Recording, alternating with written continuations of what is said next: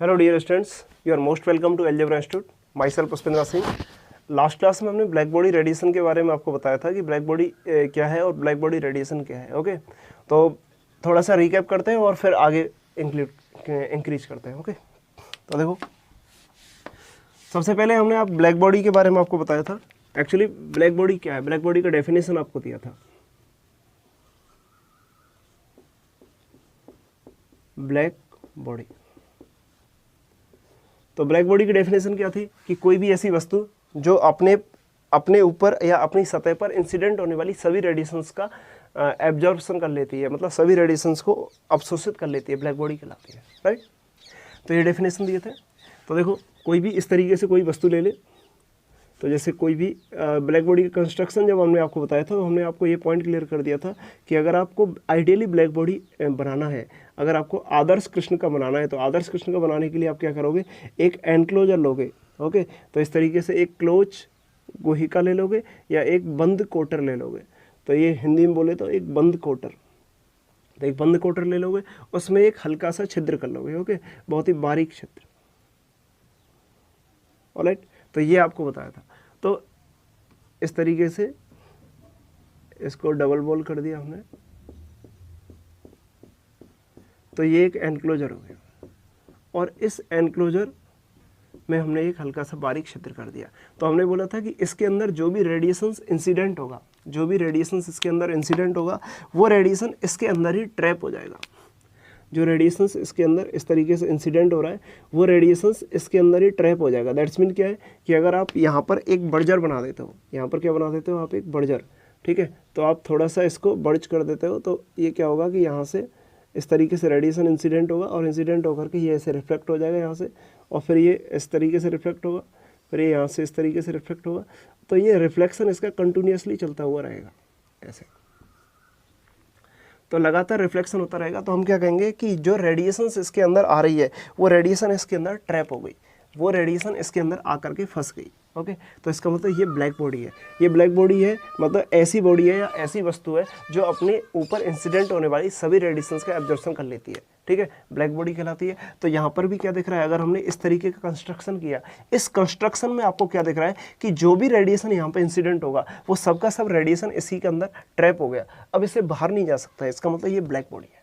Clear, ये black body का definition दिया था। फिर ब्लैक बॉडी रेडिएशन का डेफिनेशन हमने आपको क्या बताया था कि अगर ये एनक्लोजर, ये जो एनक्लोजर है, इस एनक्लोजर का नाम अगर आपने ब्लैक बॉडी रख दिया है, क्यों? क्योंकि इसके अंदर एक विशेषता है। क्या विशेषता है कि ये अपने अंदर आने वाली या अपनी सतह पर इंसिडेंट होने वाली जो रेडिएशंस हैं, उन रेडिएशंस को एनक्लोज कर लेता है, उनको बाहर नहीं जाने देता। इसका मतलब ये क्या है, एक ब्लैक बॉडी है। तो इस एनक्लोजर का नाम आपने ब्लैक बॉडी रखा है। ठीक है, इसी एनक्लोजर को मैं दोबारा ड्रॉ कर रहा हूँ। ठीक है, ये सेम एनक्लोजर है, तो इस एनक्लोजर का नाम आपने क्या रख दिया, ब्लैक बॉडी। ओके, क्यों? क्योंकि इसके अंदर ये खास विशेषता है कि ये अपने सतह पर इंसिडेंट होने वाली सभी रेडिएशंस को एनक्लोज कर लेता है। तो यहाँ पे एनक्लोज किया, जो मैंने आपको बताया कि ये रेडिएशन इंसिडेंट हुई है, ये बाहर नहीं जा सकती। इसका मतलब ये अपनी सतह पर इंसिडेंट होने वाली सभी रेडिएशंस को एनक्लोज कर लेता है। तो इस बॉडी का नाम क्या रख दिया हमने, black body. This is black body. Okay, black body, तो ये ब्लैक बॉडी हो गया। अभी हम बात कर रहे हैं ब्लैक बॉडी रेडिएशंस की। ब्लैक बॉडी रेडिएशंस का मतलब क्या हो गया कि ये जो ब्लैक बॉडी है, इस ब्लैक बॉडी के ये जो एनक्लोजर है, इस एनक्लोजर में जो रेडिएशंस कलेक्ट होंगी, उन रेडिएशंस को ब्लैक बॉडी रेडिएशन कहेंगे। और यहाँ पे जो कलेक्ट रेडिएशंस होंगी, वो रेडिएशंस यहाँ से बाहर भी निकलेंगी, क्योंकि ब्लैक बॉडी रेडिएशन का मतलब क्या, ब्लैक बॉडी से निकलने वाली रेडिएशन। तो ब्लैक बॉडी से जो रेडिएशन बाहर निकलेंगी, वो इस एनक्लोजर में जो कलेक्ट रेडिएशन है, उन्हीं का एक पार्ट होगा जो यहाँ से बाहर निकलेगा, उनको ब्लैक बॉडी रेडिएशन कहेंगे। अब हम बात करें कि यहाँ पे ब्लैक बॉडी, ये ब्लैक बॉडी तो कह दिया हमने। अब इस ब्लैक बॉडी में रेडिएशंस किस तरीके से आए, तो रेडिएशंस कैसे आएंगी, एक तो बाहर से आने वाली रेडिएशन है, उसको हम कंसिडर नहीं कर रहे हैं अभी हम क्या कर रहे हैं, ब्लैक बॉडी से खुद से उत्सर्जित होने वाली रेडिएशन कंसिडर कर रहे हैं। तो उसके लिए हमें क्या करना पड़ेगा, उसके लिए हमें इसको हीट करना पड़ेगा। तो हम इसको हीट कर देते हैं इस तरीके से। तो जब हम इसको हीट करेंगे ना, तो हीट करने पे क्या होगा, हम इसको हीट कर रहे हैं, तो हीट करने पे क्या होगा, इस बॉडी का टेम्परेचर इंक्रीज होगा। जब इस बॉडी का टेम्परेचर इंक्रीज होगा, तो टेम्परेचर जब बढ़ेगा, तो आप जानते हो कि इस बॉडी के अंदर ये जो मेटल सरफेस जो बना हुआ है, इसके अंदर क्या है, इलेक्ट्रॉन्स है। ठीक है। तो इलेक्ट्रॉन्स हैं, मॉलिक्यूल्स भी हैं, एटम्स भी हैं, सब कुछ है। तो क्या होगा, जैसे ही हम हीट करेंगे तो हीट करने पे क्या होगा, इसका टेम्परेचर बढ़ेगा, और जब टेम्परेचर बढ़ेगा तो जो यहाँ पे इलेक्ट्रॉन्स प्रेजेंट है, वो इलेक्ट्रॉन्स या जो मॉलिक्यूल्स यहाँ पे प्रेजेंट हैं, वो मॉलिक्यूल्स क्या करेंगे, ऑसिलेट करने लग जाएंगे। क्यों? क्योंकि जब हीट करते हैं तो हीट करने से क्या होगा, टेम्परेचर बढ़ेगा, और टेम्परेचर बढ़ेगा तो उनके अंदर काइनेटिक एनर्जी आ जाएगी। तो आप जानते हो ना कि अगर टेम्परेचर इंक्रीज, टेम्परेचर जैसे टी टेम्परेचर हम चेक करें तो हर एक डिग्री ऑफ फ्रीडम के लिए एक एनर्जी होती है हाफ के टी। ओके, जैसा कि क्लासिकल फिजिक्स में जो आपने स्टैटिकल फिजिक्स है, या फिर आप बोल सकते हो थर्मोडायनेमिक्स में आपने पढ़ा है इक्विपार्टीशन थ्योरम ऑफ एनर्जी, ठीक है, एनर्जी का समविभाजन, ऊर्जा का समविभाजन का सिद्धांत। उसके अनुसार ये होता है कि एक ऑसिलेशन की एक विधा के लिए, ठीक है, एक कोई भी डिग्री ऑफ फ्रीडम है उसके लिए एनर्जी जो होती है वो हाफ के टी होती है, तो उसकी काइनेटिक एनर्जी हाफ के टी हो जाएगी। तो जब इसका टेम्परेचर बढ़ाएंगे तो ये ऑसिलेट करने लगेंगे, जब ये ऑसिलेट होंगे ना, ये दोलन करने लगेंगे, तो एक दोलन की एक विधा के लिए जो एनर्जी होती है वो हाफ के टी होती है। तो इसका मतलब इनको एनर्जी टी टेम्परेचर की वजह से हाफ के टी काइनेटिक एनर्जी की फॉर्म में मिल जाएगी। जब इनको एनर्जी मिलेगी तो ये ऑसिलेट होंगे, और जब ये ऑसिलेट होंगे तो इसका मतलब ये हो गया कि यहाँ से रेडिएशंस, ये जो ऑसिलेट होंगे तो इसका मतलब काइनेटिक एनर्जी जो है वो थर्मल एनर्जी में चेंज होगी, तो यहाँ से थर्मल रेडिएशंस बाहर निकलेंगी। तो इसकी दीवारों से क्या होगा, थर्मल रेडिएशंस यहाँ से बाहर निकलेंगे इनके ऑसिलेशंस की वजह से। तो जब ये थर्मल रेडिएशंस यहाँ से इस तरीके से इस एनक्लोजर में आएंगी तो ये थर्मल रेडिएशंस यहाँ पे कलेक्ट हो जाएंगी, ये थर्मल रेडिएशन यहाँ पे कलेक्ट हो जाएंगी।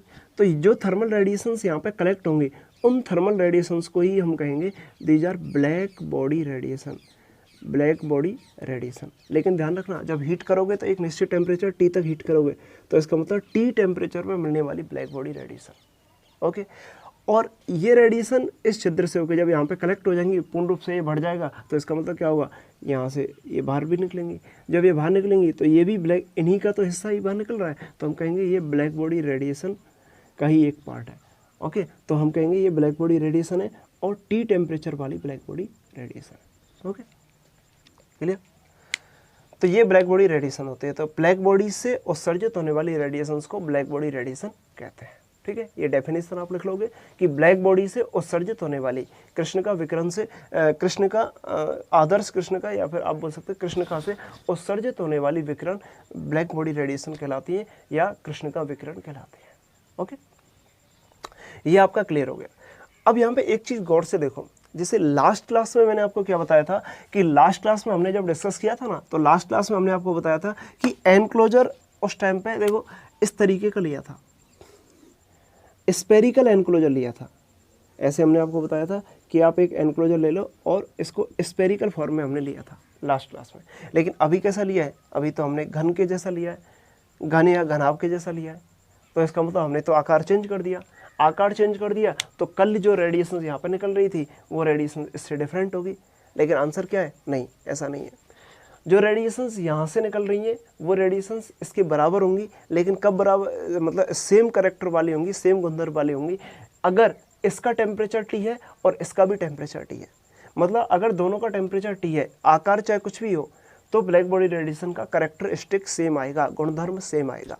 ठीक है, तो ये पॉइंट आप नोट कर लो कि ब्लैक बॉडी रेडिएशन जो होती हैं वो ब्लैक बॉडी के आकार पर डिपेंड नहीं करती हैं, उसकी शेप पर डिपेंड नहीं करती हैं, उसका शेप कैसा है, बल्कि डिपेंड करती हैं कि उसका टेम्परेचर कितना है। तो टी टेम्परेचर पर भी आप यहाँ भी फाइंड कर रहे हो और टी टेम्परेचर पर भी आप यहाँ फाइंड कर रहे हो, तो सेम टेम्परेचर पर जब फाइंड कर रहे हो ना, तो सेम टेम्परेचर पर ब्लैक बॉडी रेडिएशन समान गुणधर्म वाली प्राप्त होती है। क्लियर, ये पॉइंट क्लियर हो गया। दूसरी बात यह है कि ये जिस मेटल का बना हुआ है, ये इसका जो केमिकल कंपोजिशन है, ये एल्युमिनियम का बना हुआ है या फिर ये सिल्वर का बना हुआ है, तो AU AG जो भी इसके केमिकल कंपोजिशन है, तो केमिकल कंपोजिशन पे ये डिपेंड नहीं करेगा ब्लैक बॉडी रेडिएशन। ठीक है, तो ब्लैक बॉडी रेडिएशन इस बात पर निर्भर नहीं करेगा कि आप यहाँ पर स्टील का ले रहे हो और यहाँ पर आप लोहे का ले रहे हो, यहाँ पर आप आयरन का ले रहे हो और यहाँ पर आप एल्युमिनियम का ले रहे हो, इस बात पर डिपेंड नहीं करेगा। डिपेंड के और ना ही इनके शेप पर डिपेंड करेगा, इनका आकार कैसा है, केवल और केवल डिपेंड करेगा इनके टेम्परेचर पर। ओके, तो ध्यान रखना कि रेडिएशंस, जो भी रेडिएशंस होती हैं, तो radiations depends only temperature, not on the shape and not on the chemical composition. Okay, तो मैं यहाँ पे लिख देता हूँ, ये नोट डाल के लिख दो। कि black body radiation BBR black body के शेप मतलब आकार और उसके केमिकल कंपोजिशन, जिस चीज का वो बना हुआ है, केमिकल कंपोजिशन पर डिपेंड नहीं करता है, नहीं करती है। ओके, उसके केमिकल कंपोजिशन पर डिपेंड नहीं करती है और ना ही उसके शेप पर डिपेंड करती है। किस पर डिपेंड करती है? केवल और केवल उसके टेम्परेचर पर डिपेंड करती है। ओके, डिपेंड नहीं करती है तथा केवल ब्लैक बॉडी के टेम्परेचर पर डिपेंड करती है। ओके, टेम्परेचर मतलब तापमान, टेम्परेचर पर डिपेंड करती है। डिपेंड मतलब बेटा हिंदी में होता है निर्भर। ओके, निर्भर करती है। तो हिंदी वाले लिख लेंगे, हिंदी वाले जो भी विद्यार्थी हैं वो लिख लेंगे कि ब्लैक बॉडी रेडिएशन जो होती है, कृष्णिका विकिरण जो होती है, वो कृष्णिका के आकार पर तथा उसके केमिकल कंपोजिशन पर, मतलब उसके रासायनिक जो बनाव है, रासायनिक संगठन है, उस पर डिपेंड नहीं करते हैं, बल्कि केवल उसके टेम्परेचर पर, तापमान पर डिपेंड करती है, उसका टेम्परेचर क्या है। क्लियर हो गया? ओके, तो ये ब्लैक बॉडी रेडिएशंस के बारे में हम लोगों ने जो लास्ट क्लास में बताया था वही सेम बताया, थोड़ा सा रिकैप हमने किया है। ठीक है, अभी देखो बेटा, ब्लैक बॉडी रेडिएशंस जो यहाँ से निकल रही है ना, इन सब के ऊपर जो स्टडी कर रहा था वो एक साइंटिस्ट थे जिनका नाम था हेनरी रूबेन। आपको ये बात भी बता दें कि हेनरी रूबेन का नाम आपको किसी भी स्टैंडर्ड बुक में नहीं मिलेगा, ये एक हिस्ट्रिकल बुक से हमने स्टडी किया है तो वहाँ पर ये मिला है। ठीक है, तो सबसे पहले आपको ये पॉइंट हम नोट करा देते हैं। ठीक है, कि ब्लैक बॉडी रेडिएशन जो यहाँ से निकल रही है ना, उस ब्लैक बॉडी रेडिएशन का एक्सपेरिमेंटल जो स्टडी किया था वो हेनरी रूबेन ने किया था। सबसे पहले Henry Rubens German experimental physicist थे। ये हेनरी रूबेन्स जो हैं वो एक एक्सपेरिमेंटल फिजिसिस्ट थे। ठीक है, थ्योरेटिकल पर्सन नहीं थे, एक्सपेरिमेंटल फिजिसिस्ट थे, एक्सपेरिमेंटल फिजिसिस्ट। तो एक्सपेरिमेंटल फिजिसिस्ट थे जिन्होंने ब्लैक बॉडी रेडिएशन का स्टडी किया। तो उन्होंने ब्लैक बॉडी रेडिएशन का स्टडी के बारे में, तो हेनरी रूबेन ने क्या किया कि इसका एक्सपेरिमेंटल डेटा कलेक्ट किया, इसको एक्सपेरिमेंट किया इसके ऊपर। तो हेनरी रूबेन ने एक्सपेरिमेंटल डेटा कलेक्ट किया ना, तो उसमें क्या था कि उन्होंने ई न्यू, आप बोल सकते हो ई न्यू, ठीक है, ई न्यू का मतलब न्यू फ्रीक्वेंसी पर, ओके, एनर्जी डेंसिटी की वैल्यू, और न्यू के लिए कुछ डेटा कलेक्ट किया एक्सपेरिमेंट से। ठीक है, ये एक्सपेरिमेंटल डेटा था। ओके, तो ये एक्सपेरिमेंटल प्रायोगिक डेटा था, एक्सपेरिमेंट से डेटा मिला था। तो एक्सपेरिमेंटल डेटा उन्होंने कलेक्ट किया और इस डेटा को इस तरीके से एक्सपेरिमेंट करके किया था उन्होंने। तो इस डेटा को प्लॉट किया। तो जब इसके प्लॉटिंग की गई, प्लॉट का मतलब होता है ग्राफ खींचा गया, तो जब इसकी प्लॉटिंग की गई कि ई न्यू और न्यू की प्लॉटिंग, न्यू और ई न्यू, तो ई न्यू और न्यू की जब प्लॉटिंग की गई ना, तो उन्होंने इस तरीके का ग्राफ उनको मिला। तो उनको जो ग्राफ मिला ना, वो इस तरीके से ग्राफ मिला उनको। ठीक है, तो ये जो ग्राफ मिला, ये इस तरीके का ग्राफ मिला। तो एक्चुअली इस तरीके से हम बोल सकते हैं कि इस साइड में फ्रीक्वेंसी इंक्रीज हो रहा है। ओके, इधर फ्रीक्वेंसी इंक्रीज हो रहा है और इधर ई लैम्डा इंक्रीज हो रहा है। तो ये वाला उसको प्लॉट मिला। पता है, ये वाला प्लॉट तो उसको एक्सपेरिमेंटल मिला, लेकिन फिर उसने क्या किया, इसको थ्योरेटिकली एक्सप्लेन करने के लिए वीन्स को बताया। उन्होंने वीन्स को बताया कि आप इसका थ्योरेटिकल एक्सप्लेनेशन दे सकते हैं। तो वीन्स को उन्होंने बोला, तो वीन्स ने इसका थ्योरेटिकल एक्सप्लेनेशन देने का ट्राई किया। तो वीन्स ने इसका थ्योरेटिकल एक्सप्लेनेशन दिया, जिसको वीन्स रेडिएशन लॉ कहते हैं, वीन्स रेडिएशन लॉ। तो वीन्स रेडिएशन लॉ ने इसको एक्सप्लेन किया। तो इसको एक्सप्लेन करने के लिए क्या है, उन्होंने एक इस तरीके का फॉर्मूला दिया कि E lambda is equal to A upon lambda to power 5 into E to power minus B upon lambda T. तो इस तरीके का फार्मूला दिया गया। तो एक्चुअली ये तो फॉर्मूला लैम्बडा की फॉर्म में हमने लिख दिया, तो इसको फ्रीक्वेंसी में भी इसको हम कन्वर्ट कर सकते हैं, ठीक है। तो हम फ्रीक्वेंसी में इसको कन्वर्ट करके आगे बताएंगे कि इस तरीके से कन्वर्ट करते हैं। तो एक्चुअली जब इस फॉर्मूले के बेसिस पर इसको ग्राफ को एक्सप्लेन किया गया, तो हम आपको बता दें कि ये जो ग्राफ है ये हाइयर फ्रीक्वेंसी वाले पार्ट में तो एग्जैक्टली मैच हो गया, हाइयर फ्रीक्वेंसी वाले पार्ट में एग्जैक्टली मैच हो गया, लेकिन लोअर फ्रीक्वेंसी वाले पार्ट में ये एग्जैक्टली मैच नहीं हुआ, लोअर फ्रीक्वेंसी वाले पार्ट में ये एग्जैक्टली मैच नहीं हुआ, ठीक है। तो इस तरीके का मैचिंग आया था। तो इसका मतलब आप बोल सकते हो कि हाइयर फ्रीक्वेंसी के लिए जो थ्योरी का ग्राफ था वो मैच हुआ, हाइयर फ्रीक्वेंसी के लिए थ्योरी का ग्राफ, थ्योरेटिकल ग्राफ मैच हुआ, लेकिन ये जो ग्राफ था ना वो एक्सपेरिमेंटल ग्राफ था। तो ये एक्सपेरिमेंटल ग्राफ मैच नहीं, एक्सपेरिमेंटल ग्राफ था, तो पूरे एक्सपेरिमेंटल ग्राफ का एक्सप्लेनेशन ये नहीं दे पाए, तो केवल इस वाले पार्ट का, हाइयर फ्रीक्वेंसी वाले पार्ट का ही एक्सप्लेनेशन दे पाए। तो लेकिन पूरे प्लॉट का एक्सप्लेनेशन ये देने में असफल रहे, ठीक है। उसके बाद में फिर क्या था कि हेनरी रूबेन्स का इस तरीके का स्टोरी है कि हेनरी रूबेन जो थे वो मैक्स प्लांक के फ्रेंड थे। तो वो मैक्स प्लांक के पास गए और उन्होंने अपनी इस प्रॉब्लम के बारे में बताया कि मैंने कुछ एक्सपेरिमेंट किया है और उस एक्सपेरिमेंट से ये ग्राफ यहाँ पे मेरे को मिला है। इस ग्राफ को वीन्स ने इस फॉर्मूले से ट्राई किया एक्सप्लेन करने का, लेकिन वीन्स इसको एक्सप्लेन करने में फेल हो गए, मतलब पूरा एक्सप्लेनेशन वीन्स नहीं दे पा रहे। तो आप कुछ इसमें अगर कर सकते हो तो आप देख लो। तो फिर मैक्स प्लांक ने तो फिर मैक्स प्लांक ने इसको इस फार्मूले को देखा। एक्चुअली उनकी मीटिंग जब खत्म हो गई थी उसके बाद में उन्होंने इस फार्मूले को देखा और इस प्लॉट को देखा। तो आपको बता दें कि with in half an hour, आधा घंटे में ही मैक्स प्लांक क्या थे, बहुत अच्छे, बहुत शार्प मैथमेटिशियन थे। ओके, तो उन्होंने आधे घंटे में ही इस फार्मूले को मॉडिफाइड कर दिया और उन्होंने अपना फार्मूला दे दिया। ओके, मैक्स प्लांक ने अपना फार्मूला दे दिया, मैक्स प्लांक। तो मैक्स प्लांक का फार्मूला दिया तुरंत ही, आधे घंटे में ही इसको मॉडिफाइड करके तुरंत ही फार्मूला दिया और उस फार्मूले से इसको एक्सप्लेन किया गया। तो इसको जब इस ग्राफ को ड्रॉ किया गया ना, तो ये ग्राफ एग्जैक्टली सेम आया। ओके, तो मैक्स प्लांक ने फार्मूला क्या दिया कि ई न्यू जैसे ई लैम्बडा दिया है तो अभी ई न्यू लिख रहे हैं, ठीक है, इसको भी लैम्बडा में कन्वर्ट कर देंगे। तो E nu is equal to 8 pi, okay, इस तरीके से दिया कि 8 पाई एच न्यू का Q upon C Q, okay, into में 1 upon E to power H nu upon K T minus 1। Okay, तो इस तरीके का ये वाला फॉर्मूला जो दिया था वो मैक्स प्लांक ने दिया था, ये फॉर्मूला मैक्स प्लांक ने दिया था। तो मैक्स प्लांक ने ये फार्मूला दिया और इस फार्मूले को यहाँ पर जब प्लॉट किया गया ना, तो ये एग्जैक्टली पूरे ग्राफ का एक्सप्लेनेशन दे पा रहा था, यहाँ से यहाँ तक एग्जैक्टली करेक्ट आ रहा था इस वाले ग्राफ। तो पूरे ग्राफ का एक्सप्लेनेशन इस फार्मूले के द्वारा दिया गया, ठीक है। तो इस फार्मूले के द्वारा दिया गया। तो ये वाला जो फार्मूला था ये थ्योरेटिकल बेसिस पे ही मैक्स प्लांक ने कन्वर्ट किया।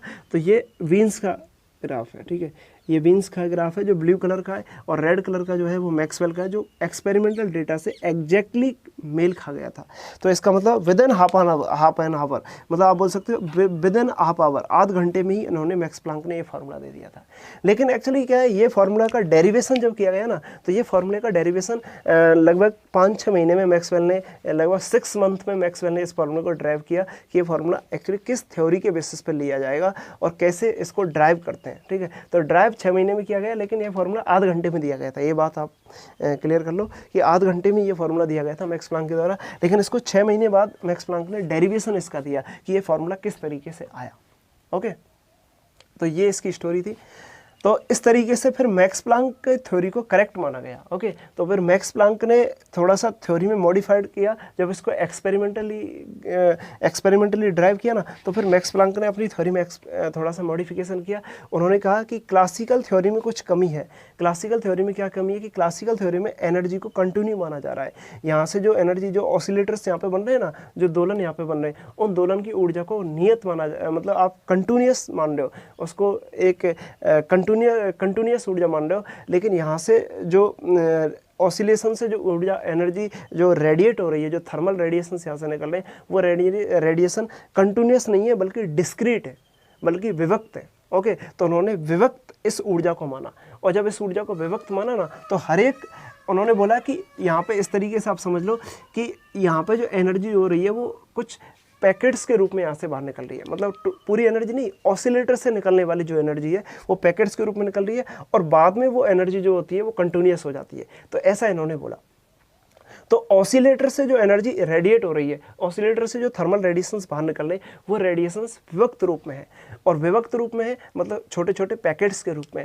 और एक पैकेट की जो ऊर्जा है ना, एक पैकेट की जो ऊर्जा है वो एच न्यू है। तो प्लांक का कॉन्सेप्ट ये था कि ऑसिलेटर्स की जो ऊर्जा है, यहाँ पे जो ब्लैक बॉडी के ऑसिलेटर्स हैं, इन ऑसिलेटर्स की जो ऊर्जा है, ऑसिलेटर्स की जो एनर्जी है, ऊर्जा जो है वो एन एच न्यू है। मतलब आप बोल सकते हो कि एच न्यू तो फ्रीक्वेंसी हो गई ऑसिलेशन की, और एन का मल्टीपल के फॉर्म में, एन का मल्टीपल के फॉर्म में। इसका मतलब ये हो गया कि एन का वैल्यू 0 भी हो सकता है, 1 2 3, इस तरीके से एन का वैल्यू ये पूर्णांक है।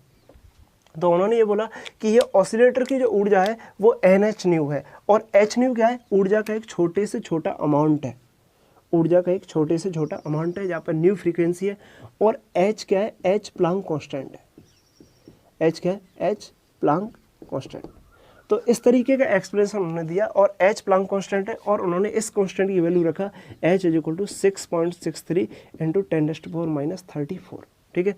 तो देखो ऊर्जा है और एच है, अगर एन का अगर यहाँ पे इस तरीके से इसका जो कांस्टेंट है, इस कांस्टेंट की यूनिट लिखे ना, तो क्या आ जाएगी, एनर्जी तो जूल हो गई, और यहाँ पे पर सेकंड का डिवाइड करोगे तो इसका मतलब सेकंड, तो जूल सेकंड। ठीक है। तो ये प्लांक कांस्टेंट था, तो इसका जो यूनिट है वो जूल सेकंड है। तो इस तरीके से एक मिनिमम अमाउंट उन्होंने दिया कि अगर फ्रीक्वेंसी का मल्टीप्लाई इस एच में किया जाए ना, तो इतनी मिनिमम ऊर्जा यहाँ से यहाँ पे जो ऑसिलेशंस हो रहे हैं, यहाँ पे जो ऑसिलेशंस हो रहे हैं ना, तो उन ऑसिलेशंस की जो इलेक्ट्रॉन का ऑसिलेशन हो रहा है, तो उन ऑसिलेशंस की जो एनर्जी है मिनिमम जो यहाँ से रेडिएट हो रहे हैं, तो उनकी मिनिमम एनर्जी एच न्यू है। और जो भी एनर्जी यहाँ पे एडिएट निकल रही है ना, रेडिएट हो रही है, वो इस एच न्यू से एन मल्टीप्लाई करने पर निकल रही है। मतलब 0 का मतलब अगर कोई ऑसिलेशन नहीं हो रहा है तो इसका मतलब 0 एनर्जी, या फिर 1 ऑसिलेशन तो एन का वैल्यू 1 रखोगे तो एच न्यू, 2 रखोगे तो 2 एच न्यू, 3 रखोगे 3 एच न्यू। तो इस तरीके से डिस्क्रीट अमाउंट में निकल रही है एनर्जी, कंटिन्यूस नहीं है। तो ये प्लांक का कॉन्सेप्ट था। प्लांक ने ऊर्जा, और फिर बाद में क्या बोला कि यहाँ से एनर्जी डिस्क्रीट निकल रही है। फिर क्लासिकल थ्योरी के हिसाब से उन्होंने ये बोला कि बाद में क्या होगा कि बाद में जो एनर्जी होगी वो कंटिन्यूस हो जाएगी। ओके। तो फिर यहाँ से आइंस्टीन ने अपना एक्सप्लेनेशन दिया। फिर आइंस्टीन ने कहा नहीं ऐसा नहीं है, यहाँ से जो एनर्जी ऑसिलेटर्स की जो एनर्जी आप डिस्क्रीट बता रहे हो वो तो डिस्क्रीट है ही है, और जो रेडिएशंस जो यहाँ से निकल रहे हैं उस रेडिएशन की एनर्जी भी डिस्क्रीट है। तो आइंस्टीन ने इस तरीके से बोला कि सभी रेडिएशंस डिस्क्रीट ही होते हैं। तो उन्होंने ये बोला कि जो प्रकाश है या फिर जो लाइट है या इलेक्ट्रोमैग्नेटिक वेव्स है वो छोटे छोटे क्वांटाउस से मिलकर बना होता है, छोटे छोटे पैकेट्स से मिलकर बना होता है, जिसको कहते हैं ऊर्जा का क्वांटीकरण का सिद्धांत।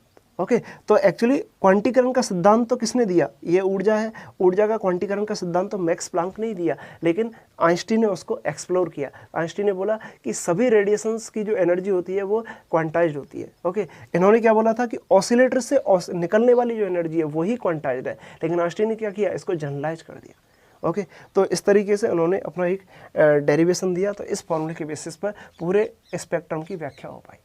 ओके। तो प्लांक का कॉन्सेप्ट ये था कि प्लांक ने बोला कि जो ऑसिलेटर्स यहाँ पर ऑसिलेट हो रहे हैं उनकी एनर्जी जो होती है वो इस तरीके से एन एच न्यू होती है। ओके। एच न्यू के एन टाइम्स होती है, दैट्स मीन डिस्क्रीट एनर्जी होती है, और इस तरीके से बोल सकते हो ये नंबर ऑफ ऑसिलेशंस है, 0 1 2 3 ये ऑसिलेशंस है। ओके। और न्यू फ्रीक्वेंसी है H Planck constant. Okay. Planck constant की जो यूनिट है वो जूल सेकेंड है। क्लियर। तो यहाँ पे उन्होंने बोला कि टोटल एनर्जी ई जो ऑसिलेटर से निकल रहा है E is equal to N H nu. उसके बाद आइंस्टीन ने इसको एक्सप्लोर किया, जो मैंने अभी आपको बताया कि आइंस्टीन ने एक्सप्लोर किया, और आइंस्टीन ने बताया नहीं रेडिएशंस की एनर्जी, जो रेडिएशंस यहाँ से निकलती हैं, और रेडिएशंस की एनर्जी टोटल एनर्जी ही एन एच न्यू होती है, ऑसिलेटर की एनर्जी नहीं, एनर्जी ही रेडिएशन की इस तरीके से जो होती है वो एन एच न्यू होती है। मतलब आप बोल सकते हो कि रेडिएशंस की एनर्जी ही क्वांटाइज्ड होती है। तो फिर आइंस्टीन को इसके ऊपर नोबेल प्राइज भी दिया गया। ठीक है। एक्चुअली मैक्स प्लांक को भी इसके ऊपर नोबेल प्राइज मिला कि उन्होंने यहाँ पे क्वांटाइकरण का सिद्धांत दिया स्टार्टिंग में। फिर आइंस्टीन ने इसी सिद्धांत का यूज किया और फिर बोला कि नहीं रेडिएशंस भी जो होती हैं वो क्वांटाइज होती हैं, कि जो प्रकाश है वो भी छोटे छोटे पैकेट से मिलकर बना हुआ होता है, कंटिन्यूअस नहीं है। ओके। तो फिर यहाँ से आइंस्टीन ने एक नई चीज़ खोजी, तो इसको एक्सप्लोर किया और एक लोगों को नई रूप से सोचने के लिए मजबूर कर दिया। ओके, क्योंकि वहाँ पे क्या था कि जब जैसे आइंस्टीन ने 1905 में ये बताया था, उससे पहले लोग प्रकाश को या लाइट को तरंग के रूप में मानते थे। एक्चुअली स्टार्टिंग में तो न्यूटन के टाइम पे तो कण के रूप में मानते थे, कण का, वो न्यूटन का कण का सिद्धांत चलता था। लेकिन उसके बाद में जैसे ये जो एक्सप्लेनेशन दिया गया कि जो व्यतिकरण का सिद्धांत दिया गया ना, तो व्यतिकरण के सिद्धांत ने ये एक्सप्लेन कर दिया कि नहीं प्रकाश जो है वो तरंग के रूप में। तो हाइगेन की थ्योरी थी, हाइगेन ये मानता था कि प्रकाश तरंग के रूप में होता है, प्रकाश जो है वो मतलब वेव्स के रूप में है। तो हाइगेन का जो सिद्धांत था, हाइगेन की थ्योरी को नाउटन के बाद में हाइगेन की थ्योरी को लोग विश्वास करने लग गए थे कि प्रकाश तरंग के रूप में है। लेकिन उसके बाद में क्या हुआ, उसके बाद में फिर अभी 1905 में समझ में आ गया ना आपके में कि स्टार्टिंग में न्यूटन के टाइम पे कण के रूप में मानते थे, उसके बाद फिर हाइगेन ने थ्योरी दिया, हाइगेन पे लोग बिलीव नहीं करते थे। लेकिन व्यतिकरण का सिद्धांत जैसे ही आया, तो व्यतिकरण के सिद्धांत से ये एक्सप्लेन हो गया कि जो प्रकाश है वो तरंग के रूप में होता है। तो फिर हाइगेन की थ्योरी पे लोग बिलीव करने लगे। उसके बाद फिर से न्यूटन ने, फिर से आइंस्टीन ने क्या बोला कि नहीं जो प्रकाश है या जो प्रकाश है या इलेक्ट्रोमैग्नेटिक वेव्स है वो तरंग के रूप में नहीं होती है, वो कण के रूप में होती है, या फिर छोटे छोटे पैकेट से मिलकर बनी होती है। तो छोटे छोटे पैकेट्स क्या हो गए, कण हो गए, फोटोन, जिनको फोटोन बोलते हैं, तो फोटोन कण हो गए, तो कण के रूप में होती है। तो इस तरीके से हाइगेन, इस तरीके से आइंस्टीन ने इस एक्सप्लेनेशन को फिर से मतलब रिपीट कर दिया, लोगों को सोचने के लिए मजबूर कर दिया कि प्रकाश जो है फिर से कण के रूप में आ गया। ठीक है, तो इसके बाद में फिर वेव पार्टिकल डुअलिटी आया कि तरंग और कण सिद्धांत, कि प्रकाश जो है वो तरंग के रूप में भी होता है और कण के रूप में होता है, लेकिन एक समय पे एक व्यवहार प्रदर्शित करता है। तो इस तरीके से ये स्टोरी आगे चलती रही। ठीक है, और एक पॉइंट और आपको बता दें यहाँ पे, देखो एक हिस्ट्रिकल पॉइंट और आपको ये बता दें कि आइंस्टीन ने एक्चुअली मैक्स प्लांक ने इस फॉर्मूले को केवल आध घंटे में ही बता दिया था कि ये फॉर्मूला यहाँ पे इस तरीके से आएगा और इसकी प्लॉटिंग इस तरीके से सेटिस्फाई हो गया। ठीक है, लेकिन आपको बता दें कि आइंस्टीन ने जो मैक्स प्लांक ने जो डेरिवेशन किया था, ये डेरिवेशन लगभग 6 महीने में आया था। इसका जो डेरिवेशन आया था ना, वो डेरिवेशन से एक इंडियन साइंटिस्ट थे जो संतुष्ट नहीं थे। ठीक है, इंडियन साइंटिस्ट जिनका नाम है SN. Bose. Okay, SN. Bose क्या है, एक बार एक कॉलेज में पढ़ा रहे थे, उनकी स्टोरी हम आपको बता दें। तो वो एक कॉलेज में प्रोफेसर थे। तो एस.एन. बोस इस फॉर्मूले का जो डेरिवेशन आइंस्टीन ने, जो मैक्स प्लांक ने किया था ना, उस डेरिवेशन से संतुष्ट नहीं हुए थे। उन्होंने कहा नहीं इन्होंने जो डेरिवेशन किया है, इस डेरिवेशन को इस तरीके से नहीं किया जा सकता। उन्होंने क्या कि इस डेरिवेशन को दूसरे तरीके से हम करते हैं। तो उन्होंने उस डेरिवेशन को, इसी डेरिवेशन को दूसरे तरीके से किया, इस फॉर्मूले के डेरिवेशन को दूसरे तरीके से किया और सेम रिजल्ट लेके आए, सेम रिजल्ट ये लेके आए, लेकिन दूसरे तरीके का डेरिवेशन किया गया। तो डेरिवेशन दूसरे तरीके का किया गया। तो उन्होंने सोचा कि एस.एन. बोस ने सोचा कि मैंने कुछ अलग किया है। ठीक है, तो उन्होंने क्या किया, तो उन्होंने अपने एक पेपर में उसको लिखा और पेपर में उसको पब्लिश करने के, जैसे पेपर पब्लिश करते हैं ना, कोई भी रिसर्च का काम अगर आप करते हो, नई चीज़ खोजते हो, तो उसको पब्लिश किया जाता है। तो उन्होंने वो कई लाइक आप बोल सकते हो कई पब्लिशर के पास गए कि आप हमारे पेपर को पब्लिश कर दीजिए। लेकिन पता है लोगों ने बोला कि पब्लिशर्स ने उनको बोला कि नहीं आपने कुछ इसमें नया नहीं किया है, आपने तो बस इतना किया है कि जो डेरिवेशन मैक्स प्लांक ने किया था उस डेरिवेशन को एक नए रूप में कर दिया है, दूसरे तरीके से कर दिया, लेकिन इसमें कुछ नया नहीं है। तो उन्होंने इसको पब्लिश नहीं किया। उसके बाद भी वो सेटिस्फाई नहीं हुए, तो फिर उन्होंने क्या किया, उन्होंने आइंस्टीन को एक लेटर लिखा और आइंस्टीन को लेटर लिखा और उस लेटर में उन्होंने बोला कि मैं आपका बहुत अच्छा स्टूडेंट हूँ और मैं आपके जो सिद्धांत हैं, आपकी जो थ्योरी हैं, उनसे काफ़ी लाभान्वित हो गया हूँ, काफ़ी मेरे को बेनिफिट मिला है। तो और मैंने आपकी थ्योरी सभी पढ़ी है इस तरीके से। और फिर उन्होंने आइंस्टीन को कन्विंस किया कि मैंने ये डेरिवेशन मैक्स प्लांक से थोड़ा अलग हटके किया है, तो आप इसको जर्मन लैंग्वेज में, एक्चुअली उस टाइम पे क्या था कि जर्मन जो लोग थे उनका फिजिक्स काफ़ी अच्छा चल रहा था, टॉप पे था, टॉप लेवल पे, तो आप इसको जर्मन लैंग्वेज में कन्वर्ट कर दीजिए और इसको पेपर को मेरे को पब्लिश करवा दीजिए। तो आइंस्टीन ने ये पेपर, आइंस्टीन ने जब उनका लेटर देखा ना, तो आइंस्टीन ने कहा, अरे आइंस्टीन उसको देख करके मतलब एकदम से उन्होंने नोट आउट कर लिया कि एक्चुअली इस बंदे ने किया क्या है, मतलब कितना किस पॉइंट पे इस बंदे ने ये चीज़ नई लेके आया है। तो उसको नोट आउट कर लिया तुरंत ही, क्योंकि आइंस्टीन तो बहुत शार्प माइंड वाले आदमी थे। तो उन्होंने ये नोट आउट कर लिया और फिर तुरंत उन्होंने क्या किया, इसको जर्मन में कन्वर्ट किया और जर्मन लैंग्वेज में कन्वर्ट करके जर्मन के टॉप पब्लिकेशन में इसको पब्लिश कर दिया। और उस पेपर के नीचे फुटप्रिंट में लिखा कि इसका एप्लीकेशन, इस जो थ्योरी यहाँ पे लिखी हुई है इसका एप्लीकेशन आपको नेक्स्ट पेपर में मिलेगा। एक्चुअली आइंस्टीन ने उसको एस.एन. बोस के नाम से ही पब्लिश कर दिया था। उसके बाद में फिर आइंस्टीन ने उसके बेसिस पर, आपने पढ़ा है ना जैसे थर्मोडायनेमिक्स या स्टैटिकल मैकेनिक्स में आपने पढ़ा है कि बोस आइंस्टीन स्टैटिस्टिक्स, ठीक है। तो बोस आइंस्टीन स्टैटिक्स या फिर यहाँ पे हम क्या बोलते हैं आगे बोस आइंस्टीन कंडेंसेशन हम लोग पढ़ते हैं रिसर्च लेवल पे। तो बोस आइंस्टीन कंडेंसेशन जो है वो आइंस्टीन ने सेकंड पेपर पब्लिश किया था। तो जो फर्स्ट पेपर बोस का पब्लिश किया था ना, एस.एन. बोस का, इंडियन साइंटिस्ट एस.एन. बोस का जो पेपर पब्लिश किया था, उसी के बेसिस पर उन्होंने सेकंड एप्लीकेशन दिया था जो बोस आइंस्टीन कंडेंसेशन के नाम से आज जाना जाता है। मतलब आप बोल सकते हो कि रिसर्च का बहुत बड़ा एरिया है कंडेंस मैटर फिजिक्स के मामले में, बोस आइंस्टीन कंडेंसेशन। तो बोस आइंस्टीन कंडेंसेशन को उन्होंने ड्राइव किया है, पूरा आइंस्टीन ने ड्राइव किया है, लेकिन बोस का जो डेरिवेशन था उस डेरिवेशन के बेसिस पर ही किया है। ओके, तो इस तरीके से इसका स्टोरी है। तो अब हम नेक्स्ट क्लास में आपको मैक्स प्लांक ने किस तरीके से इस फॉर्मूले को ड्राइव किया वो हम बताएंगे, ठीक है। उससे पहले हम आपको ये बता देते हैं कि ये जो स्पेक्ट्रम मिला है, एक्चुअली आपके यूनिवर्सिटी एग्जाम में ये क्वेश्चन आता है कि इस स्पेक्ट्रम की क्या क्या विशेषता है, तो वो हम आपको बता रहे हैं इस वाली क्लास में। तो देखो इस स्पेक्ट्रम की विशेषता हम आपको बता देते हैं।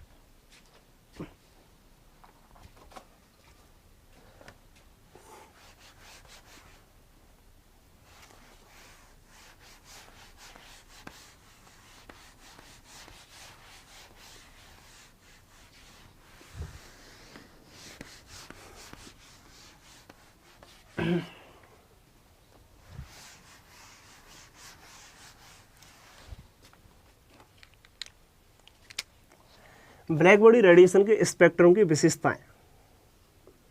ब्लैक बॉडी रेडिएशन के स्पेक्ट्रम की विशेषताएं।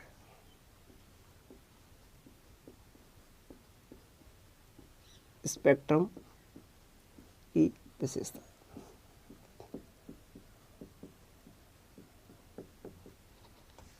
ओके, या फिर आप विशेषताओं को बोल सकते हो कैरेक्टरिस्टिक।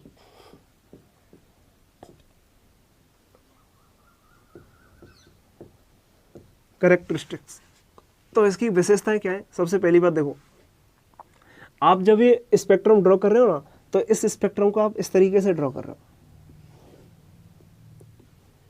जैसे अगर हम ई लेमडा या फिर आप ऐसे लिख सकते हो ई लेमडा और लेमडा के साथ अगर हम इसको ड्रॉ करें, या ई न्यू न्यू के साथ ड्रॉ करें, तो इस तरीके का प्लॉट आपको मिल रहा है, ठीक है। तो ये प्लॉट मिल रहा है ना, तो आप क्या देख रहे हो कि लेमडा की वैल्यू, जैसे मान लो न्यू के साथ ही ड्रॉ कर लें, जैसे लास्ट हमने आपको ड्रॉ करके दिखाया इसी तरीके से।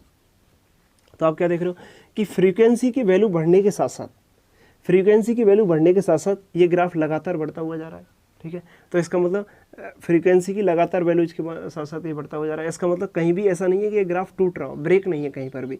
तो इसका मतलब ये ग्राफ सतत है। पहली बात तो ब्लैक बॉडी रेडिएशन का जो स्पेक्ट्रम मिलता है वो सतत है। तो ब्लैक बॉडी रेडिएशन का स्पेक्ट्रम जो मिल रहा है, स्पेक्ट्रम सतत है, ठीक है, सतत है, पहली बात। दूसरी बात क्या है, जैसे आप फ्रीक्वेंसी का वैल्यू बढ़ा रहे हो, वैसे एक बार ये इंक्रीज हो रहा है, फिर ये मैक्सिमा पे जा रहा है और फिर ये डिक्रीज हो रहा है, ठीक है। तो आप क्या बोल रहे हो कि पहले इंक्रीज हो रहा है, फिर मैक्सिमम हो गया और फिर ये डिक्रीज हो रहा है। तो फ्रीक्वेंसी बढ़ने के साथ साथ इंक्रीज होगा, फिर मैक्सिमम होगा, फिर डिक्रीज होगा।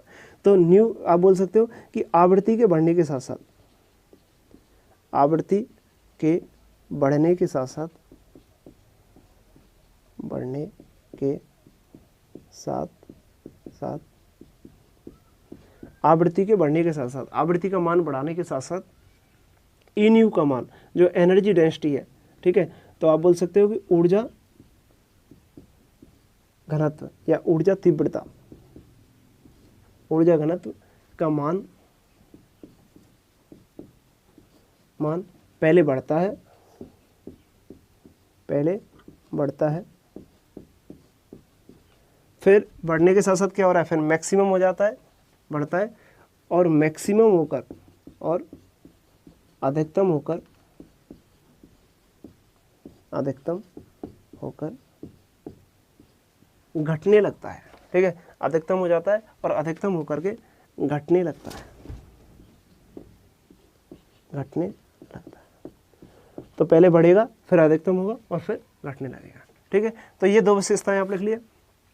तीसरी बात क्या है, देखो अभी हम क्या कह रहे हैं कि ये टेम्परेचर को आप इंक्रीज कर रहे हो, ठीक है, तो टेम्परेचर को इंक्रीज कर रहे हो ना, तो टेम्परेचर इंक्रीज, जैसे मान लो ये तो क्या है, ये जो ग्राफ मिल रहा है ना वो एक निश्चित ताप पर मिल रहा है, ठीक है, तो ब्लैक बॉडी रेडिएशन का स्पेक्ट्रम सतत होता है एक निश्चित ताप पर, ठीक है, आप बोल सकते हो कि एक निश्चित ताप पर, एक निश्चित ताप पर, तो एक निश्चित ताप पर ये सतत स्पेक्ट्रम आपको मिलता है, ठीक है, तो आप बोल सकते हो निश्चित ताप पर, ये बोल सकते हो कि ये टेम्परेचर टी पर है, T1 टेम्परेचर पर। अगर हम टेम्परेचर इंक्रीज करें तो टेम्परेचर इंक्रीज करने पे क्या होगा,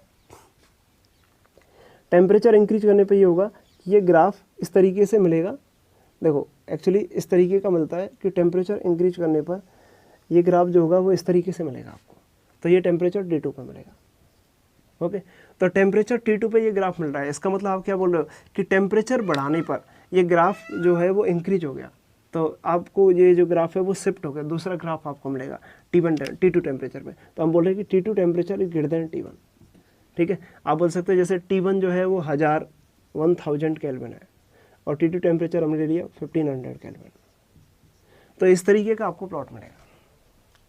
तो ये जो प्लॉट मिल रहा है ना, इस प्लॉट में आप नोट क्या कर रहे हो, देखो एक पॉइंट नोटिस करो कि यहाँ पर इसका मैक्सिमा जो है वो यहाँ पे मिलेगा और इसका मैक्सिमा जो है वो यहाँ पे मिलेगा, ठीक है, तो जिस फ्रीक्वेंसी के कॉरेस्पॉन्डिंग ये मैक्सिमा मिल रहा है उस फ्रीक्वेंसी को हम बोल सकते हैं न्यू एम, मैक्सिमा वाली फ्रीक्वेंसी, और ये भी न्यू एम है, मैक्सिमा वाली फ्रीक्वेंसी। तो आप क्या देख रहे हो, T1 के लिए T1 टेम्परेचर चेक किया है तो M1 और ये M2, तो मैक्सिमा वाली फ्रीक्वेंसी जो है ना वो अब ये बताओ कौन सी वाली फ्रीक्वेंसी बड़ी है इनमें से, राइट वाली बड़ी है और लेफ्ट वाली कम है, तो इसका मतलब टेम्परेचर जब बढ़ रहा है तो टेम्परेचर बढ़ने के साथ साथ टेम्परेचर जब बढ़ रहा है तो न्यू एम का वैल्यू भी बढ़ रहा है, nu M is increasing, nu M का वैल्यू बढ़ रहा है, जो मैक्सिमा वाली फ्रीक्वेंसी है वो राइट साइड में शिफ्ट हो रही है, ठीक है, जब फ्रीक्वेंसी राइट साइड में शिफ्ट हो रही है, अभी देखो अगर इसी ग्राफ को मैं, ये वाला जो प्लॉट है ना, इसी ग्राफ को मैं लैम्डा एम के साथ ड्रॉ करूँ, तो लैम्डा एम के साथ ड्रॉ करेंगे तो क्या मिलेगा,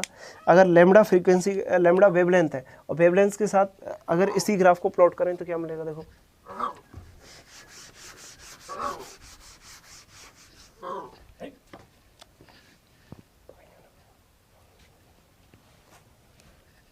अगर हम इसको लैम्डा एम के साथ, लैम्डा के साथ प्लॉट करें तो लैम्डा के साथ प्लॉट करने पे क्या मिलेगा, लैम्डा के साथ प्लॉट करने पे इस तरीके का प्लॉटिंग मिलेगा, देखो ई लैम्डा, आप बोलेंगे एनर्जी डेंसिटी लैम्डा के लिए और यहाँ पे लैम्डा, तो जब प्लॉट करेंगे ना तो इस तरीके का प्लॉटिंग मिलेगा कि T1 टेम्परेचर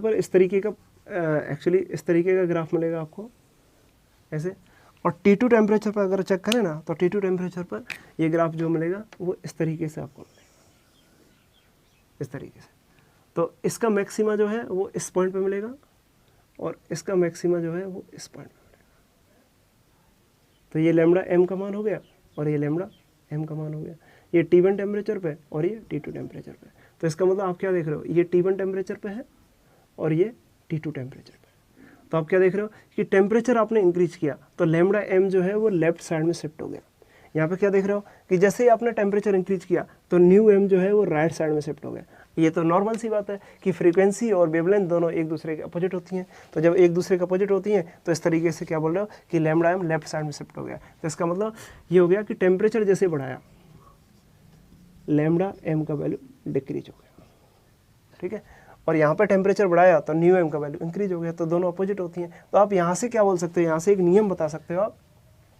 कि जैसे जैसे टेम्परेचर हम बढ़ाते हैं वैसे वैसे मैक्सिमा वाला जो लैम्डा है वो मैक्सिमा वाला लैम्डा लेफ्ट साइड में शिफ्ट हो जाता है, ठीक है, तो आप बोल सकते हो थर्ड लॉ। थर्ड जो इसका विशेषता है वो इस तरीके से बोल सकते हो कि lambda M is inversely proportional to temperature, ठीक है, या आप बोल दो कि nu M is directly proportional to temperature, दोनों का मतलब एक ही है, ठीक है, क्योंकि nu is equal to C upon lambda लिख सकते हो, क्योंकि nu M is equal to क्या लिख सकते हैं, nu M is equal to C upon lambda है।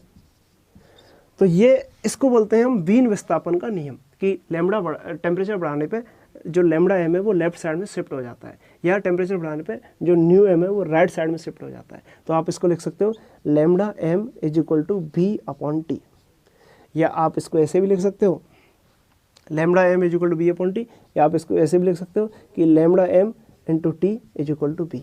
ओके, तो इसको बोलते हैं वीन डिस्प्लेसमेंट लॉ। तो इस लॉ को भी ये फॉलो करता है। ओके, एक विशेषता और है लास्ट। एक लास्ट विशेषता क्या है? लास्ट विशेषता ये है कि आप इसको इस तरीके से बता सकते हैं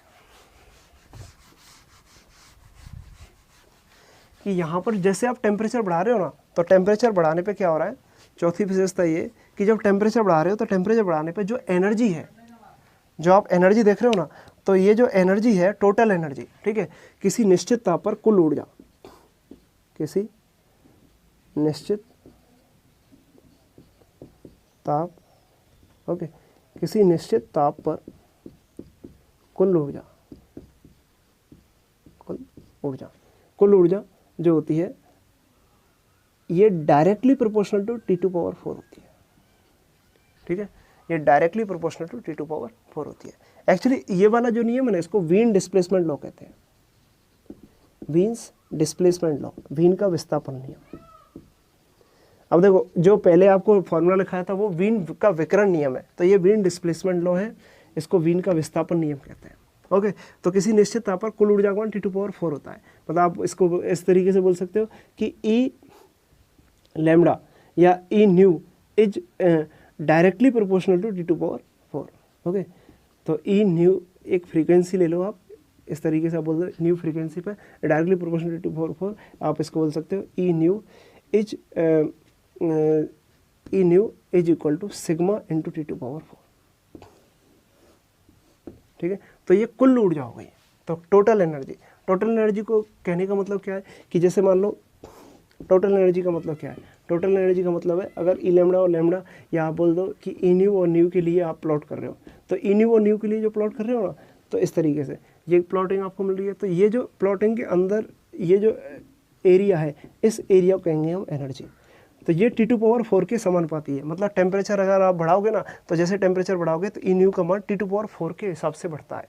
मतलब ये समझ लो कि यहाँ पे टेम्परेचर T1 है, यहाँ पे टेम्परेचर T2 है, तो यहाँ पे जो एरिया मिलेगा ना, इस तरीके से ये वाला एरिया T2 पावर 4 के समानुपाती होगा। और ये वाला एरिया जो होगा, जैसे मान लो इसको आपने दुगना कर दिया टेम्परेचर, अभी तो टेम्परेचर जो है उसको दुगना कर दिया, तो एनर्जी जो होगा ना, तो T2 पावर 4 टाइम्स हो जाएगा। T2 पावर 4 टाइम्स का मतलब क्या हो गया, टेम्परेचर को अगर डबल करने पर, अगर टेम्परेचर यहाँ पे 1000 है, टेम्परेचर क्या 1000 और यहाँ पे क्या कर दिया 2000 कर दिया, तो 2000 केल्विन। तो टेम्परेचर को डबल करने पे, टेम्परेचर को आपने डबल किया, तो टेम्परेचर को डबल करने पे जो एनर्जी होगा, ये वाला जो एनर्जी यहाँ पे से निकलेगा ना, जो टोटल एनर्जी यहाँ से निकलेगा, वो टोटल एनर्जी इस वाली एनर्जी के 2 पावर 4 टाइम्स हो जाएगा। ठीक है, तो ये जो एनर्जी यहाँ पे निकलेगा ना, ये टोटल एनर्जी यहाँ पे निकलेगा इस वाले के लिए, तो ये एनर्जी इसको बोलते हैं E2 इस तरीके से, और इसको बोल देते हैं E1। तो यहाँ पे क्या होगा कि E2 टेम्परेचर को आपने दुगना कर दिया, तो E2 is directly proportional to E2 is equal to, आप बोल सकते हैं is equal to T2 power 4 times, मतलब 2 को दुगना कर दिया, 2 पावर 4 टाइम्स E1 हो जाएगा। That's mean E2 is equal to 2 power 4 कितना होता है 16 E1, तो 16 टाइम्स हो जाएगा E1 के। तो इस तरीके से आप बता सकते हो कि टेम्परेचर बढ़ाने पर क्या होगा, एनर्जी जो होता है वो इस तरीके से होता है। तो देखो 1000 केल्विन के लिए आप चेक करो, फिर 2000 केल्विन के चेक करो, और दोनों का आप रेशो लो, तो E2 E1 करो, तो E2 E1 जो है वो 16 टाइम्स हो जाएगा E2 E1 के। तो ये इसको कहते हैं स्टीफन लॉ। ठीक है, स्टीफन लॉ, तो इसको ऊर्जा का स्टीफन लॉ कहते हैं, स्टीफन लॉ, स्टीफन का, और ये स्टीफन कांस्टेंट होता है। ठीक है, ओके। तो अभी एक पॉइंट और आपको बता दें कि यहाँ पर जो लैम्डा मैक्स ई जो मैक्सिमम मिल रहा है ना, यहाँ पे जो मैक्सिमम मिल रहा है, तो जो मैक्सिमम यहाँ पे मिलेगा, लास्ट पॉइंट आपको बता देते हैं, एक पॉइंट, एक विशेषता हो रहा है 5वें नंबर की, कि आप इस तरीके से बोल सकते हो। देखो इसके एक्चुअली इसको हम नेक्स्ट क्लास में भी डिस्कस करेंगे आपके लिए। तो यहाँ पर ई जो मैक्सिमम मिल रहा है, ई लैम्डा मैक्सिमम, अगर आप एनर्जी का मैक्सिमम अगर चेक करते हो, तो एनर्जी का मैक्सिमम जो होगा ना, ये डायरेक्टली प्रोपोर्शनल T2 पावर 5 होता है। ठीक है, मतलब आप लैम्डा की वैल्यू मैक्सिमम लैम्डा पर, मतलब आप बोल सकते हो मैक्सिमम लैम्डा पर, ये मैक्सिमम लैम्डा हो गया या फिर मैक्सिमम फ्रीक्वेंसी हो गया, तो मैक्सिमम फ्रीक्वेंसी पर जो एनर्जी का वैल्यू चेक करोगे ना, ये जो वैल्यू आपको मिल रही है, ये वाली वैल्यू, तो ये वाली वैल्यू जो चेक करोगे, ये मैक्सिमा है, तो ये वाली वैल्यू चेक करोगे ना, तो इसका टेम्परेचर T1 है, तो इसका टेम्परेचर T1 है, तो इसका मतलब E1 जो होगा, E1 जो मैक्सिमम वैल्यू मिलेगी वो T1 की पावर 5 के समानुपाती होगी, और E2 की जो मैक्सिमम वैल्यू मिलेगी वो T2 की पावर 5 के समानुपाती होगी। तो मैक्सिमम जो वैल्यू मिलती है वो T2 पावर 5 के समानुपाती होती है। ओके, और जो टोटल एनर्जी होती है, ये कुल ऊर्जा है, ये मैक्सिमम नहीं है, ये कुल ऊर्जा है। कुल ऊर्जा का मतलब कुल ऊर्जा का मतलब है ये एरिया, तो ये एरिया T2 पावर 4 के समानुपाती होता है। ठीक है, अभी हम नेक्स्ट क्लास में इसको कंटिन्यू करेंगे। तो आपको ये सब मैंने इस तरीके से स्पेक्ट्रम की विशेषताएं बता दी। तो हम नेक्स्ट क्लास में प्लांक का कॉन्सेप्ट आपको बताएंगे कि एक्चुअली प्लांक का जो कॉन्सेप्ट है, जो आपने मैक्स प्लांक ने जो डेरिवेशन जो फार्मूला अपना दिया था, जिस फार्मूले से ब्लैक बॉडी रेडिएशन के पूरे स्पेक्ट्रम की व्याख्या हो गई थी, उस वाले फार्मूले का हम डेरिवेशन आपको कल बताएंगे कि किस तरीके से प्लांक ने ये कॉन्सेप्ट दिया और किस तरीके से इसका डेरिवेशन हुआ। फिर आइंस्टीन ने इसको एक्सप्लोर किया, और फिर आइंस्टीन ने बताया कि जो टोटल जो ऊर्जा होती है, इलेक्ट्रोमैग्नेटिक जो वेव जो होती है, जो बोल सकते हैं प्रकाश जो होता है, वो छोटे छोटे पैकेट से मिलकर बना होता है, जिनको फोटोन कहते हैं। तो इस तरीके से इसको एक्सप्लोर किया गया, और फिर इससे आगे वेव पार्टिकल डुअलिटी के बारे में हम पढ़ेंगे। ठीक है, थैंक यू वेरी मच।